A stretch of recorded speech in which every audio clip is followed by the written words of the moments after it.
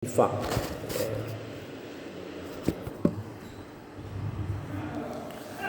Karena infak ini panjang,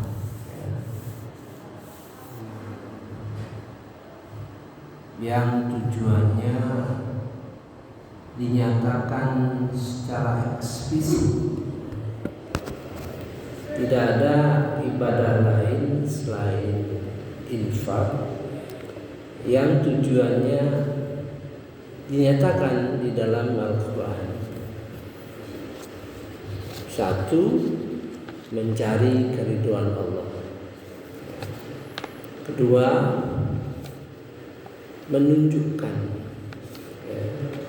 menunjukkan jiwa sebagai seorang Islam, gitu ya. Mardotillah, kemudian watas bitam min anfusihim, ridho Allah, mencari ridho Allah dan memperteguh jiwa mereka. Jadi sepanjang infak itu dilakukan, sepanjang umur kita, ya, itu harus menunjukkan keridhaan Allah yang kita cari, dan kita memperteguh jiwa. Sebenarnya kalau kita lihat ya, sejarah perkembangan infak itu sudah ditunjukkan, tapi perjalanannya kurang berkembang. Ya. Kalau kita melihat ayat-ayat Al-Quran Karim, satu infak berdasar Al-Baqarah 215, ya. 215 itu pertanyaannya madza yunfikun, apa itu infak? Ma anfaqtum, apa yang kau berikan, apa yang kau infakkan untuk orang tua, kerabat, fakir miskin, yatim dan sebagainya, ya kan? Kemudian 219 pertanyaan yang sama, madza yunfikun, apa itu infak? Katakan kul al-afwa, katakan segala kelebihan.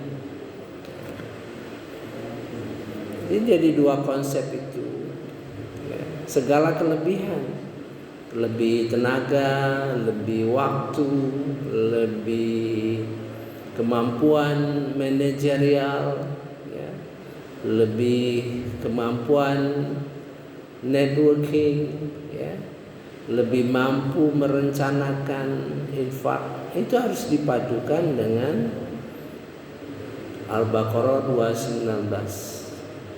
Berkembang lagi, ya, dalam surah Asy-Syura 38, ya, yaitu berkembang infak itu dilakukan setelah musyawarah. Dia ada kalimat di dalam surah Asy-Syura itu yang alhamdulillah bisa ditafsirkan oleh Bahtiar Nasir, Ustadz Bahtiar Nasir, sehingga menghasilkan ijma' ulama itu, ya. Walladzina istajabu li rabbihim, dan orang yang merespon, ya, Tuhan mereka, dan mereka mendirikan sholat, wa aqamus sholat, wa amruhum syura bainahum, mereka memutuskan, bermusyawarah di antara mereka atas urusan mereka, langsung wa mimma razaqnahum yunfiqun, langsung infak. Artinya infak itu bisa berkembang berdasarkan keputusan, itu ya. Kemudian dalam surah Al-Anfal ayat 36 ini lebih menohok lagi, ya, lebih mengejutkan kita. Innal ladzina kafaru, sesungguhnya orang kafir pun yunfikuna amwalahum, mereka berinfak hartanya, ya, liyasuddu an sabilillah, ya, tujuan mereka berinfak adalah menghalangi orang-orang yang berjuang melakukan fisabilillah, ya, 4 itu. Jadi mengapa kita bertanya dalam hati, infak pun dilakukan oleh orang-orang kafir. Jadi apapun bentuk orang-orang kafir menginfakkan hartanya, kita juga harus menginfakkan hartanya sesuai dengan yang diinfakkan oleh orang-orang kafir. Jadi kalau dia berusaha menghalangi perjuangan, ya, menghalangi perjalanan kehidupan masyarakat Islam, mereka menggelontorkan untuk LGBT, untuk liberal, untuk kapitalis, maka kita harusnya melakukan hal yang sama. Mereka melakukan penelitian bagaimana bisa mengalahkan umat Islam. Kita melakukan penelitian untuk memasuki. Nah, sekarang kita lihat yang dilakukan oleh organisasi besar, ya, organisasi besar yang sudah mengglobal, yaitu Muhammadiyah. Ya, dia melakukan sebenarnya intervensi. Gitu. Dia intervensi ke Australia melalui pendidikan, ya. Dia intervensi ke Spanyol, rencana membeli masjid Spanyol. Itu sebetulnya infak yang dilakukan sesuai dengan. Jadi ada 4 ayat, ya, terkait. Mudah-mudahan kita menemukan lagi, ya, ayat-ayat yang berkenaan dengan apa itu infak. Nah, sekarang kita harusnya memahami apa yang dimaksud dengan mardotillah, ya. Mardotillah itu kadang-kadang kita berpikir menurut referensi yang ada di otak kita. Sebenarnya kita menemukan, ya, mardotillah itu dalam surah Al-Maidah ayat 15, ayat 16. Mari kita pelajari, ya. Ini berkenaan dengan ahli kitab semula, ya. A'udzubillahi minasyaitonirrajim. Bismillahirrahmanirrahim. Wahai ahli kitab, sungguh rasul kami telah datang kepadamu menjelaskan kepadamu banyak hal dan isi kitab yang kamu sembunyikan, dan banyak pula yang dibiarkannya. Sungguh telah datang kepadamu cahaya dari Allah dan kitab yang menjelaskan. Ada 2 unsur, ya. Adanya cahaya, nur. Maksudnya kedatangan Nabi Muhammad SAW itu sebetulnya sebagai cahaya, menjelaskan, ya. Kemudian ada kitab Al-Quran. Nah, ada 2, ya. Jadi adanya Al-Quran yang dibawa oleh Rasulullah, yang disampaikan kepada Rasulullah berupa nur. Jadi Alkitab itu, Al-Quran itu tidak akan baik, ya, kalau tidak ada peran Nabi Muhammad SAW, karena dia sebagai nur. Jadi ada kombinasi ayat Al-Quran dengan hadis, nah, gitu kan? Ada kombinasi ayat Al-Quran dan hadis. Kita selalu berpegang pada hadis. Karena hadis itu simple, sederhana, ya.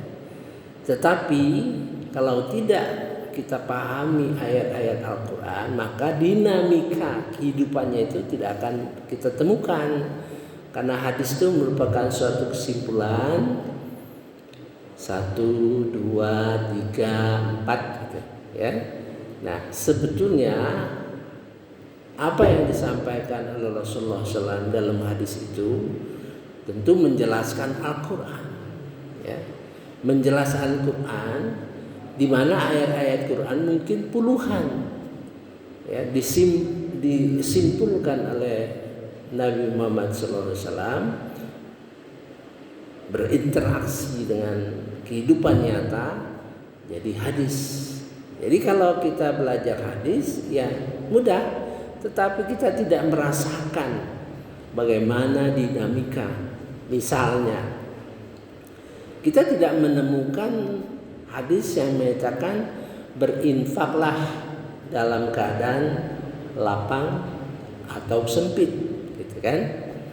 Berinfaklah dalam keadaan rasional, ya, yang tidak kikir dan tidak boros.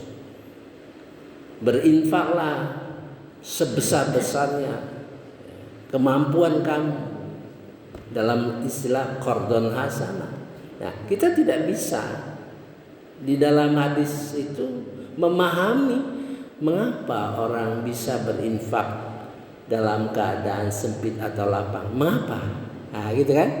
Mengapa? Kita kan tidak mengerti kalau tidak kita pahami dari step-step. Oleh sebab itu kita sudah menyusun 7 tingkat infak dalam membangun kejiwaan. Yang ini akan kita selesaikan insyaallah. Baru 9 rekaman. Mudah-mudahan sampai kita bisa menyelesaikan seutuhnya, ya. Situ kelihatan mana peran hadis, mana peran Al-Qur'anul Karim. Ya. Kemudian satu lagi, bagaimana seorang bisa berinfak dalam keadaan rasional? Dia tidak boros, dia tidak berlebihan, nah, gitu ya. Dia tidak berlebihan dan tidak kikir. Nah, itu sesuatu yang luar biasa. Jadi tidak segampang kita menginfakkan itu tanpa pikiran, ya. Misalnya gini, berinfak itu bisa bergerak, ya. Jadi dalam Al-Quran itu ada 4 unsur yang bisa menggerakkan suatu amal ibadah menjadi lebih baik. 1, unsur fikir dan zikir. Jadi apabila di dalam ibadah kita unsur zikir, unsur fikir itu naik, ya, maka ibadah kita akan bertambah kualitasnya. Kedua, unsur kolbu. Unsur kolbu, kalau kolbu itu semakin bersih semakin baik, gitu. Kedua, unsur materi baik fisik maupun non fisik. Kalau ditambah unsur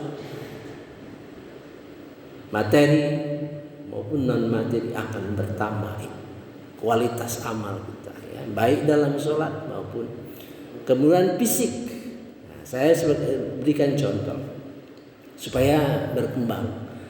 Misalnya kita akan menyantuni anak yatim, ya, langsung kita sendiri, bukan melalui kotak, langsung kita sendiri, ya. Kita menyantuni anak yatim, tentu akan ada keterbatasan. Misalnya ada 5 anak yatim, kalau kita dibagi 5, ya, sedikit-sedikit sudah nggak ada artinya. Maka kita pilih, katakanlah 2 orang yang sangat memerlukan. Itu proses berpikir, ya. Kemudian ya, kita mengajak, mengimbau orang lain bahwa ada lagi 3 yang perlu kita santuni. Itu suatu proses peningkatan ilmu, ya, sehingga kualitas ibadah kita itu semakin meningkat. Sesudah kita menentukan 2 orang itu, maka kita berpikir lagi, apakah saya harus mengantarkan infak ini ke rumahnya atau dia saya panggil, gitu, ya. Rupanya terbersit hati kita mau ke rumahnya. Kita datang ke rumahnya, itu fisik gitu. Ada fisik dan kolbu. Ya. Fisik dan kolbu, fisik bergerak ke rumahnya, kolbu dibatasi oleh merasa rendah hati. Ya, masa bahwa anak itu perlu diperhatikan. Sampai ke rumahnya, kita tidak pernah terbayang betapa rumahnya itu hanya kamar saja, di situ tempat tidur, di situ tempat makan, di situ tempat belajar. Terbayang oleh kita bagaimana perasaan kita. Nah, seandainya tetangga tahu bahwa kita ke sana, bukan maksud pamer, maka menjadi pelajaran bagi tetangga untuk mencontoh apa kita lakukan. Itu. Jadi kualitas ibadah terus meningkat karena 4 tergerak. Begitu sholat, sholat juga akan meningkat sejalan dengan misalnya hari hujan begini, ya, kita masih sholat subuh, berusaha untuk datang ke masjid walaupun cuaca hujan, itu sudah peningkatan, ya, peningkatan. Saya kira kita kembali ke, jadi ada peranan nur, peranan Rasulullah SAW dan peranan Al-Quran. Nah, sekarang kita ayat selanjutnya.